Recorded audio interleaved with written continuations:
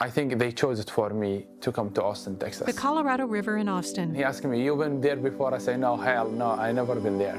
On a bus. And then I don't know where Texas also. So I don't know anywhere I'm going, to be honest.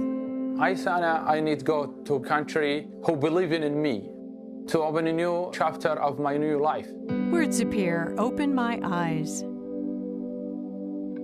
When people sing refugee, I'm one of them. Cane in hand, he rides an escalator at the university. People don't identify me, I identify myself. Hello, my name is Qusay Hussein. I'm 29 years old. A bronze star and a bull at the University of Texas. And then right now I'm studying at UT, the University of Texas. Austin is the amazing city. You don't see a lot of borders here to find friends. For example, if one day I don't go there, people text me, "Where are you today?" In a class, Qusay sits with classmates. Because America, how much they give me, I will give back to this country. To be honest, everything back to the community, to the society. Newscasts of protests and refugees. I hear anti-refugee in the news, make me sad. Most refugee, when they enter, they look just for a new life because they could not tolerate the situation in their country. On a map, Iraq and Mosul are highlighted. My life before I get my accident was very cool. We live in a kind of small town outside Mosul. I am in a big family actually, like 6 brothers and 1 sister, and my mom and dad. We have a neighbor next to us. Me and Ibrahim was very close friends, like brothers, more than brothers. Pictures of the two. So we was like sitting and drinking tea and joking, me and my brothers and the neighbor brothers. That day, I just wanted to be going to the stadium, to be honest. I want to go there to play. A boy runs down a street. The day of the bombing was, it was Thursday, August 3rd, 2006. It is open field, anyone can to watch there. So this car, or the truck, he come in the middle of the stadium. And then he smiled, and then he looked left and right, and then he pushed his hand on the horn. When the explosion happened, I flew into the air. My face come to the ground before my body. And then I stood up to run, and then when a shrapnel hit me, I could not move anymore. Looks like electricity shake my body. Could not see anymore. I just hear people shouting. A few seconds, I felt somebody slapped on my stomach. A photo of Ibrahim. Ibrahim, he died. It was him. The explosion, what happened, is killed 16 people and 56 injured. My dad looked for me. He said, "What is Qusay?" A photo of Qusay's father. He didn't recognize me because no nose, no cheek. Qusay touches his scarred face. So in our village, we don't have big hospital. We have just a clinic, small clinic, like basically 3 room to 4 room, few nurses and 1 doctor, no more than that. The doctor, he come to me, he told my dad, "Go take care of your other kids. Qusay, in half hour, he will die." Doctors treat a man lying on a hospital bed. And I heard his voice, he crying. And I say, "Dad, don't leave me, I will die." And then my dad and his neighbor drive to the Mosul. We come to the checkpoint for American soldiers. They took me out from the car. A few minutes later, I felt helicopter. When they come to the ground, I heard a lot of people shouting in English, and then I went in a coma for 12 days. Darkness. A photo of Qusay before the bombing. When I woke up, I don't know where am I.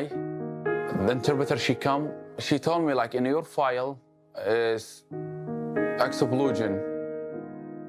I start remember everything. I say, I don't care about myself. I said, where is my brothers? Because I know they was with me in the stadium.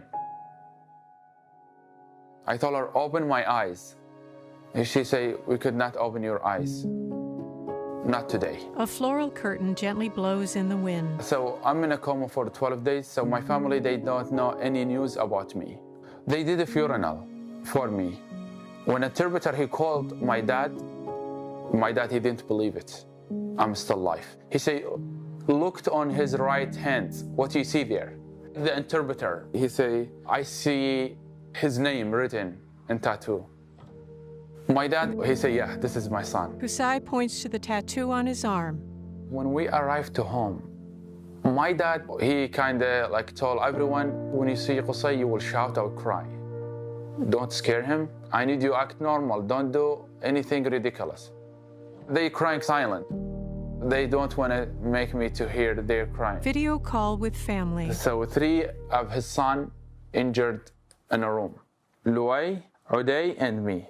My dad, like, he does not sleep in the night because he just watch us if we need anything. Footage of explosions. We were not able to go back to the base for treatment. The road was dangerous. 2006 and 2007, it was very ridiculous years for Iraqi people. Qaeda control Iraq that time. They targeting like basically civilian people. Qusay rubs his face before praying. Pain, a lot pain. Without medicine, I could not sleep. Thinking a lot what my life will be. This took 2 years of doing nothing. So one time I was listening to the TV and I heard about Doctors Without Borders. One of the report, he say, we are in Amman. In this surgical unit in Jordan, far from Baghdad. You could call this phone number, you see it down on the screen. Oh hell, I could not see it. And I ran to one of my brother, he dialed on my phone number, and then I called. 11 days later, I think, I get message, Qusay, congratulations. Doctors Without Borders, they approve you, so we need to make passport as soon as possible. I'm a dream, or this show. I was so happy. It's just amazing. In Amman. So when I went in Amman, we met Dr. Ashraf. Dr. Ashraf started reading the report, and then he say, oh, Qusay, you were not able to see. A boy with bandages sits on a bed. That time, I confirmed I'm blind. So, What did you feel? devastated. Like the hopes is gone. I don't want to be alive anymore. So I went, washed my body, start pray, crying. So I said, God help me. I said, this is I'm gonna test. I will pass the test, I'll fail the test. Image of a skull. In Jordan, Amman, I did over like 35 surgery. Dr. Nasser, he worked for me like tirelessly to help me. Dr. Nasser Al-Mamari. First of all, my eyelid not correctly, so he helped him to lift him up, and then the nose, he built it. The 3 years I spent with Doctors Without Borders in Amman is the most beautiful years for me. All the doctors, they're amazing. Nurses and people, they are all of them amazing, wonderful support. So yeah, I built my relationship with them, and also I built good relationship with the patients. Doctors Without Borders, they took us. They have, we call them like kind of psychological activity, people do activity for them. So they took us to the Dead Sea.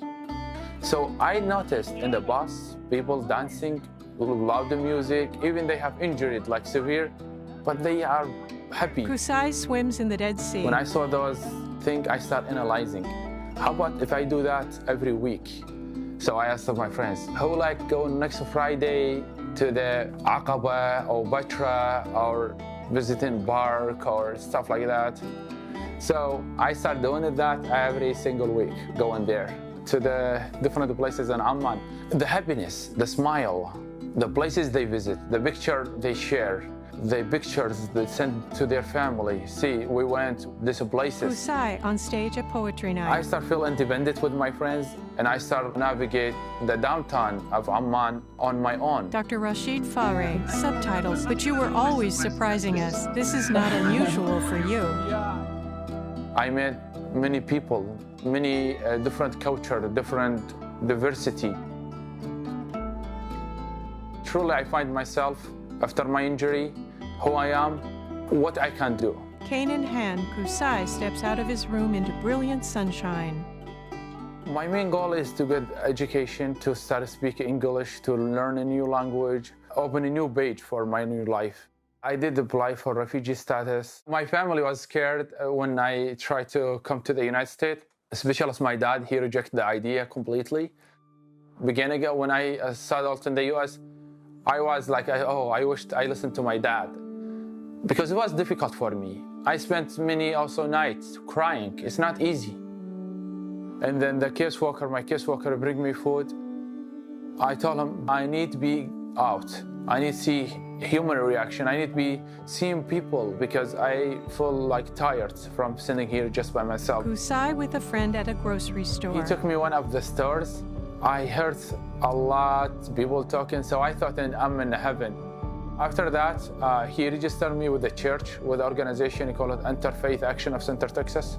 They teach refugee to learn English.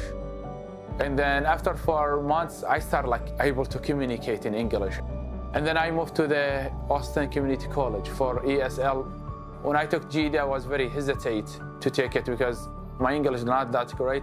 And I get the second high scores in the region. A newscast. From Iraq is hoping to make a difference, with his first step being going to college here in Austin. And he's sharing his... After I finished my GED in 2016, I started working for my associate. Each one of us have something to learn and something to teach. In fall, I will transfer to the University of Texas to pursue a bachelor's degree in psychology. Graduation 2018. Organizations, sometimes they see my YouTube channel and then they send me an invitation. I motivate others. I just want to help others. People come to me after the event and talk to me, say, you changed something in our life today. So I feel happy about that. First speech I gave here in Austin, it was a lot, like 250 people attend my speech. So they film it for me and they send it to me and I send it to my family. When they saw it, they was crying. But my dad, he said, because I saw you, how you are on the stage. And then people stood up after you finish your speech. Right now, I think he's very proud of me. And I'm trying, I promised him to get my PhD because I told him when I left, I said, one day I will be doctor. So I'm still on my promise for him. A framed certificate from the Chris Cole Rehab Center. I wish God give him long life. He see my graduation and graduate with my PhD. Other certificates and photos line a wall. I didn't see my family for 8.5 years. I went in last May. It was amazing to see my family again. They've been sitting around me and I still I could hear their smile. Qusay embraces his mother who holds him tightly. My dad, he told me, for example, 1 month, they just eat tomato paste with oil. House of my dad, one of them get bombed.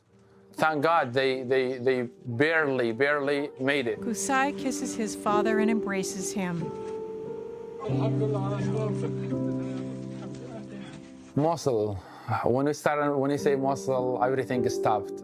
Around 500,000 people have fled Iraq's second largest city, Mosul. ISIS entered Mosul 2014. So basically they stayed there 2 years. Everything, historic, human, everything destroyed. Mosul need help from everyone. When I went there, trust me, I cried. Rubble from destroyed buildings lines a road in Mosul. On a street in Austin with green trees and soft sunlight. On campus, Qusay walks with his cane. At the University of Texas, I'm studying psychology. So far, it was amazing, but it's a huge place. I think people with sight, they get lost inside it. The visual impaired people, it takes 2 hours, double from regular person. For example, like the books. He types on a laptop and a cell phone. If everything I will find excuse for myself, I will never succeed. The difficult for people with disability, if they get isolated from the society, this one will kill him. The society, you could lift you up, you could make you sink in the bottom. Doctors Without Borders in Jordan, they give mental health care as well for patients. They come visit people who think like I have depression and talk to them, and they work with them together how they can help. When you listen to someone, you make them relief. I thought this is a good way to help others, so I decided to become a psychologist. My biggest dream is to get my PhD and go back to Doctor Without Borders in Amman and work as psychologist. I was patient, and then right now turn back doctor is something that will be just amazing. Qusay stands with his professor in the classroom. I want to tell every person in the entire world, I hope you want to be something great. Qusay walks past a large fountain at UT. Words appear in loving memory of Qusay's mother, Hadina, 1955-2018. Quote, "No matter how much I could ever thank you, it would seem insignificant compared to everything you gave me. You were my North Star," close quote. In an indoor skydiving wind tunnel, Qusay flies and spins in the air. Qusay continues to do motivational speaking for organizations and universities and is also writing a memoir. Médecins Sans Frontières, Doctors Without Borders logo. Executive producer, director, and field producer, Negan Alamazada. Editor, Ali Asperheim. Described by AudioEyes.